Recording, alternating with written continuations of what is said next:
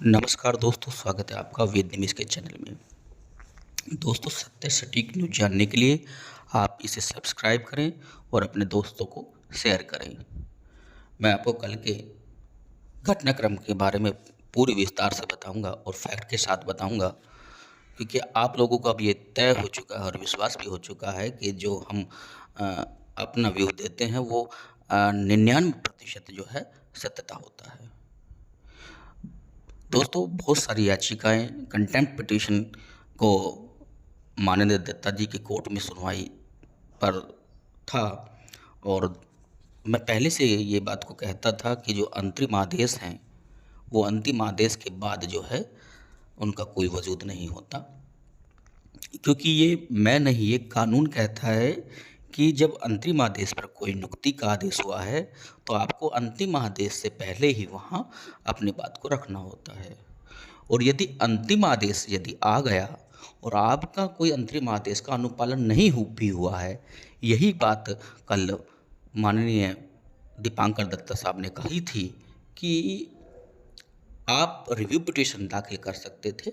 Review petition में जाते, यहाँ कंटेम्प्ट अगर आप फाइनल आदेश से के पहले जो अंतरिम आदेश हुए हैं उनको चुनौती दे रहे हैं तो ये पोषणीय नहीं है।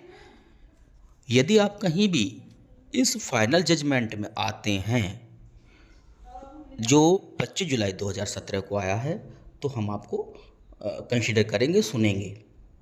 आप ये पहले तय करें और हमें विश्वास दिलाएं कि आप अंतिम आदेश में कहाँ पर रिप्रेजेंट कर रहे हो, कहाँ पर आप अपनी बात को रखना चाहते हो। तो दोस्तों, ये सच्चाई यही है। करोल साहब की बेंच ने भी, आपको याद होगा, उन्होंने कहा था कि आप वो खारिज करने के पक्ष में थे, क्योंकि नियम के अनुसार, लॉ के अनुसार, क्योंकि लॉ के अनुसार तो इस कंटेम्प्ट को कोई पकड़ ही नहीं सकता था। करोल साहब ने केवल मर्सी के आधार पर सभी कंटेम्प्ट को, क्योंकि उन्हें पता था कि अंतिम आदेश आ चुका है तो अंतरिम आदेशों की मांग करी जा रही है, जो कि कानूनी दृष्टि से पोषणीय नहीं है, क्योंकि सुप्रीम कोर्ट के कोई भी कार्रवाई जो है नज़ीर बन जाती है। इसलिए वो इससे हट करके और बिना कानून की बातें हो रही थी, इसलिए उनको जो है अपना कैमरा ऑफ कराना पड़ता था। आप यहाँ भी देख, स्क्रीन पर बहुत सारी चीज़ें आज चलेंगी ऊपर, ये हमारे इसी चीज़ की है कि हमें इस भर्ती का पता था कि केवल इसमें अंतिम आदेश ही सत्य है, और अंतिम आदेश का अगर अनुपालन नहीं हुआ तो आप कंटेम्प्ट पिटीशन में जा सकते हैं। तो हमने सुप्रीम कोर्ट में ये पक्ष जब रखा था तो हमें मालूम था कि जो फाइनल जजमेंट है हम इसमें कहाँ हैं, यदि कोई ये सिद्ध करेगा तो ही उसे मिलेगा। लेकिन करोल साहब की बेंच जो है एक मर्सी के तहत जो है हम सभी लोगों पर दया भाव दिखाने की कोशिश कर रही थी, प्रयास कर रही थी। लेकिन वहाँ पर जो है बीच में जो एक वहाँ लुटेर गर्दी का जो आलम हुआ, बहुत सारे लोग उस पे शामिल रहे, और उस नाम पर तो डायरेक्टली लिस्ट में जुड़वाने के नाम पर मैं उस पर ज़्यादा नहीं जा रहा। लेकिन यदि केस को अगर मर्सी के तहत उस समय जो रिमेनिंग वैकेंसी थी 6170, थोड़ा बहुत वो मर्सी के आधार पर और दया भाव दिखाते हुए सरकार से गुजारिश कर रहे थे, थोड़ा इनके लिए और पद आप इंक्रीज़ कर दीजिए ताकि मैं सभी लोगों को जो है पिटिशन रिलीफ दे करके मामले का निस्तारण कर दूँ। और उन्होंने प्रयास भी किया, ऐसा नहीं है कि करोल साहब ने प्रयास नहीं किया, भरसक प्रयास किए थे, सरकार पर तरह तरह के दबाव भी बनाए थे। लेकिन वकीलों ने भी उस लिस्ट को इतना बड़ा कर दिया, छात्रों उसमें जो पैरोकार थे उन्होंने तो किया ही किया, वकील भी उसमें अपने को पीछा नहीं रखे, और उन्होंने इस लिस्ट को इतना बड़ा कर दिया कि उस करोल साहब ने स्वयं कहा था, आपको याद होगा, कि इस 32,000 लोगों को मैं तो क्या, सरकार पर दबाव संविधान पीठ भी नहीं बना सकती है। आप बिल्कुल फैक्ट के साथ सोचिए, विचार करिए कि ये बहुत कहा था या नहीं कहा था। यदि वो आपकी संख्या केवल 6 से 10,000 के बीच थी तो करोल साहब ने कहा था उसको हम कर देंगे, लेकिन वास्तविक अगर संख्या थी तो वो इतनी है। आज भी कोई कहे कि याचिकाकर्ता कितने होंगे तो मैं बिल्कुल दावे के साथ कह सकता हूँ कि वो इसी के लमसम में थे उस समय तक। लेकिन सब लोग जो है स्वार्थ में अंधे थे, चाहे कोई हो। और यहाँ तक कि सही डाटा करोल साहब तक पेश नहीं किया गया, यहीं से उनको छोड़ने को मजबूर होना पड़ा कि उन्हें पता था कि ये 32,000 तक लोगों ने संख्या पहुंचा दी है, और मैं अब इस केस से अलग हट जाता हूं क्योंकि इतने को पॉसिबल नहीं है, मैं तो क्या संविधान पीठ भी नहीं देगी, ये कहते हुए स्वयं को अलग कर लिया था। अब बात यहीं पर आ जाती है।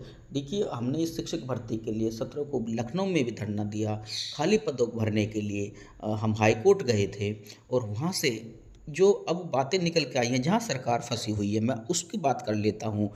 इस कंटेम्प्ट पिटीशन में जो अब सुप्रीम कोर्ट में चल रही हैं, उसमें केवल पैरा 19 पर जो final judgement, para 19 remaining vacancy fill up the according to law, उस पर केवल हमारा वेद निमेश का कंटेम्प्ट पिटीशन है। और मैं तो वैसे ईश्वर से करता हूँ सब लोगों को, सबको अलाउ हो जाए, मुझे उससे कोई आपत्ति नहीं। लेकिन अगर लीगल फैक्ट पर है, जो दीपांकर दत्ता साहब भी कह रहे हैं, वो यही है कि जो फाइनल जजमेंट में है, तो वो बताइए। एक कंटेम्प्ट और है इसमें, वो है सुनील जी का, उन्हों का भी जो है फाइनल जजमेंट पर आने अपना पैरा 17-18 में उनका जो 15 संशोधन के लिए है वो जिक्र है। और जो फाइनल जजमेंट में या पैरा 19 पर remaining vacancy fill up the according to law. अब लॉ ये कहता था कि इन्हें फिल करना है, इन्होंने अब तक की नहीं, और इन्होंने सरकार ने गुमराह किया था मुझे हाई कोर्ट में, और कि हमने ये पदों को जो है नई प्रोसेस के तहत जो है 69,000 और 62,000 पदों में जोड़ करके भर लिया गया है। तो हमने एक आरटीआई दाखिल करी थी, और आरटीआई में स्पष्ट आ गया था कि ये पद 68,000 या 69,000 की भर्ती में सम्मिलित नहीं किए गए। तो यहाँ सरकार पूरी तरह फंसी हुई है। अगर सरकार अब कोर्ट में, जिसको आज हमारे जब कल सुनवाई थी तो एमसी ढींगरा साहब बिल्कुल आगे मुस्तैद थे, क्योंकि हमारी उन्हें दलील थी कि आपको अपना पक्ष मजबूती से रखना ही है। तब उन्होंने कहा था कि मिलोड, हमारा एक शपथ पत्र लगा हुआ है, और सरकार का एक शपथ पत्र लगा हुआ है, जिसमें कहते हैं कि कैंडिडेट अवेलेबल नहीं है रिमेनिंग वैकेंसीज के लिए। अब तो हम ये देखिए, हमारे पास में एक लिस्ट है जो हमारी याचिकाओं की है, याचिकाकर्ताओं की है। इसमें जो है जो अवेलेबल कैंडिडेट है, जो योग्य कैंडिडेट है, वो ये रहे। तो जज साहब ने मुस्कुराते हुए कहा, आपका भी नंबर आएगा, आपको हम सुनेंगे। तब वो अगली डेट पर उनको वास्तव में सुना जाएगा, क्योंकि अगर कंटेम्प्ट पिटीशन कहीं है मजबूत आधार पर, तो वो रिमेनिंग वैकेंसी को लेकर के है, और उसमें हमने कोई कोताही नहीं की है। हर बार सीनियर को लेकर जा रहे और आगे भी जाते रहेंगे। लेकिन मैं आपको फैक्ट बस इसलिए बताना चाहता हूँ कि आप लोग जो है जागरूक बने, सजग रहें कि अंतिम आदेश के बाद कोई वास्तव में वजूद नहीं होता है, और लोग आपको गुमराह करके पोस्ट डालते हैं और बहुत सारी चीज़ें करते हैं, और आप उनके बहकावे में आ जाते हैं। और खैर, उस पर मैं ज़्यादा नहीं जा रहा फिर भी, लेकिन मैं इतना ही अपील आपसे करूँगा कि अपने जो है ज्ञान चक्षु खुले रखें, और जो वास्तविकता चल रही है उन पर नज़र बनाए रखें। और अब हम आपको एक बता देते हैं कि रिमेनिंग वैकेंसी के लिए हमारे पास पूरी तैयारियां हैं, और वो कहेंगे कि आप जो है न्यू एडवर्टाइजमेंट के जरिए कहा था, तो ये बिल्कुल सरासर गलत है। वो फ्रेश एडवर्टाइजमेंट के जरिए कहा था, ना कि न्यू एडवर्टाइजमेंट के जरिए कहा था।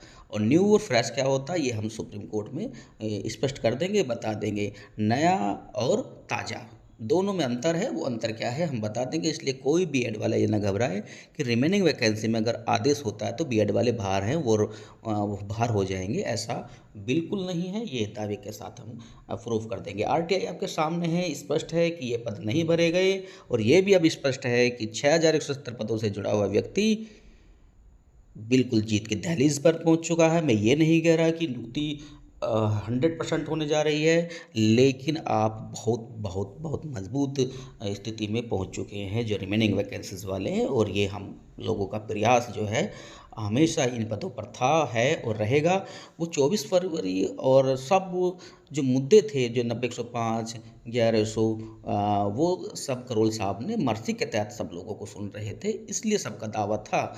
लेकिन अब बेंच जो है दत्ता साहब के यहाँ पर जो है लीगल फैक्ट ही वो सुनते हैं, और वहाँ मर्सी जैसे शब्द का तो दूर दूर तक भी कोई नाता है ही नहीं, और ना ही वो करेंगे। वो खुद भी कह देते कि मैंने ही एक जजमेंट पास किया था कि आप अगर किसी का कंटेम्प्ट जो है